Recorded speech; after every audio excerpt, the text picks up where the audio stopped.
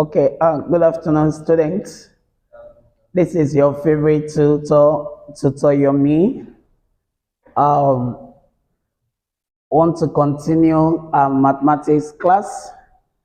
Here we have something on the board for us, and that's a question that came out last year. Wax question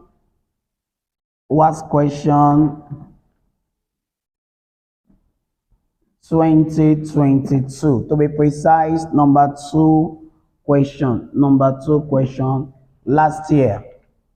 The question has to do with change of subject or formula. And from what we have on the board, we are told to make our subject or formula.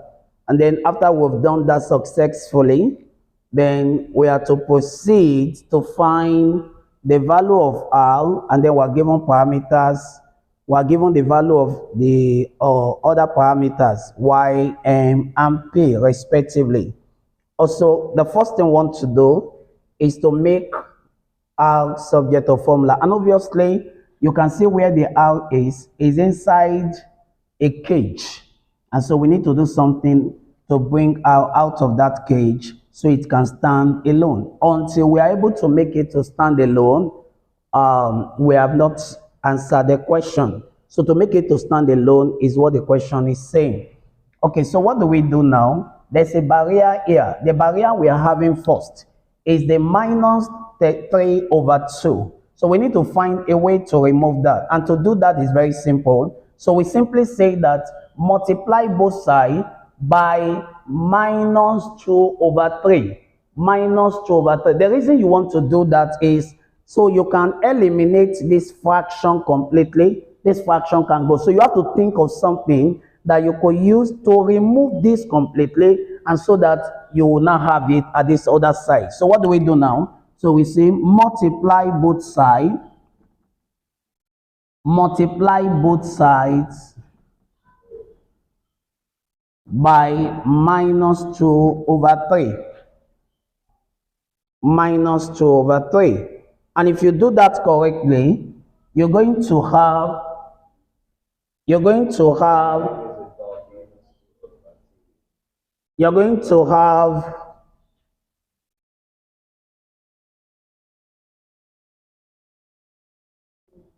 2 over 3 equal this M minus this R, then 3 over 2, then I said multiply by 2 over 3. So that's what we are having there. So here we have Y 2 over 3. Look at what's happening here. The 3 can cancel the 3. I'm sure you know that. Okay. Minus times minus, what's that place? Plus 2 can cancel 2. So what we are having here is this R squared, this over M. This is important for you to note. Okay. So having this now, I could easily take this way. I could easily take this way. But I wouldn't want to do that because of what we have here. So we have 2 over 3, and then SCM, this in this, 1 times this, you have what? PR, this in this, and so we have what now? What do we have here now? What is it? So M P squared R. So we can have this. Then cross multiply. So we cross multiply. So this comes this way. So we're going to have minus 2 over 3 M. And then we have this M squared R. Look at what we are asked to make subject of formula. So we could easily do something about it. What do we do about it? We factorize that. To do that carefully, so we're going to have R, and then here becomes P. And here becomes what? M, what? P squared. Thank you. Thank you. Remember, we are to make this to stand alone. And so the next thing is to make it the subject of formula, meaning I have to divide both sides by what I have here. Thank you very much. So divide both sides by this over 3n. Do you get that? Divide both sides by, no, we're not dividing both sides by that. We're dividing both sides by what we have here. By p minus p squared. Do you get that now? So this can stand alone. So I have r equal y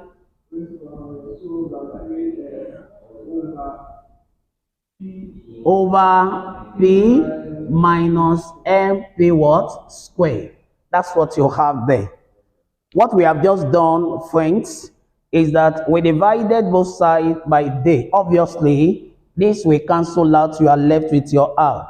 But this will be left beneath what we have here. And that's why we're having it right there. I'm sure this is very clear. So we have answered question number 1. Question number 1 simply says that we should make R the subject of formula, and we have just done exactly that. I'm sure that's pretty simple, okay? And that's a question that came out last year. So whenever you are given a question and you are asked to make something subject of formula, what you want to do is that you want to do everything possible, either by factorization, either by multiplication, either by division, either by raising to power. You want to make sure that you isolate what you are asked to make subject of formula, and then you make it stand all alone. And we have just done exactly that. Now, the next question says, we are to find the value of r when y is this. Now, how do we go about that? Finding the value of r. We are to find the value of r. So we have our r equal m y2 over 3 all over. Okay, can we just substitute the value to save our time? Let's substitute the value. So what's our y? Our y is given as what? Minus 8. So we have minus 8 all raised to power what, please? Minus 2, 3. Then our m is given, okay, as 1. And then we come to the denominator. Is our p given? Yes, it's given as 3. And then we have our m there, 1. And then we have 3 here, that's 2. So our r is given as minus 8. Let's write it back. We are coming back to simplify it. And then this is 9. And then we have 3 minus 9. So we have 8 all raised to power minus 2 over 3. And then 3 minus 9, that's what? Minus 6. Thank you. Thank you, students. Thank you. Okay, so we have that. Now, our how, therefore, this is called, please listen carefully. What you have here is very simple. The cube roots, remember, this is what you have here is the same thing as minus 2 times 1 over 3, like the cube roots. Okay, so what do you have there now? So you have 2 minus 2 raised to power what? No, raised to power 2 over minus 6. Now, in case some students are wondering out there, maybe I should do something here for them. How did this one metamorphose? Just disappear and turn today. Let me take you back quickly to what you have learned in indices. From the law of what? Indices. We call it fractional index. Very quickly, when you have something like this, in indices, it's the same thing as this.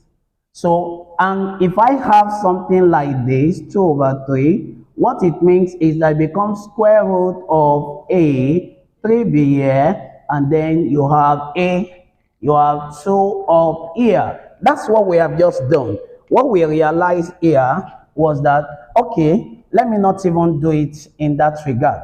Let me simplify it further for you. Let me simplify it. So let me make this in a way that it will look like, watch, minus 8, and then this is going over minus 6, and then we have a R. Okay, now from this angle, so we are having 1 over this. So I'm going to write it in this regard. Our R, this is cube root. I just showed you something a while ago. So we have 1 cube root of 8. This is cube root. This can also be expressed as 1 over minus 2, 1 over 3 times 2. So this is a cube root, and this is 2 somewhere. You're saying something now, students, and then you have minus 6. So the cube root of 8, obviously, is 2. So we have minus 2 here, and the square has to be written here. So you have this. And this is the same thing as minus times minus is plus. So we have 1 over 4 divided by what? Minus 6 over 1. So that, what do you have now? 1 over 4 times 1 over 6. Our answer was 1 over what? 24. That's exactly the answer to that question. So the answer to the question is minus 1 over 24. Till I bring another question your way. So stay tuned and keep smashing your mathematics. God bless you.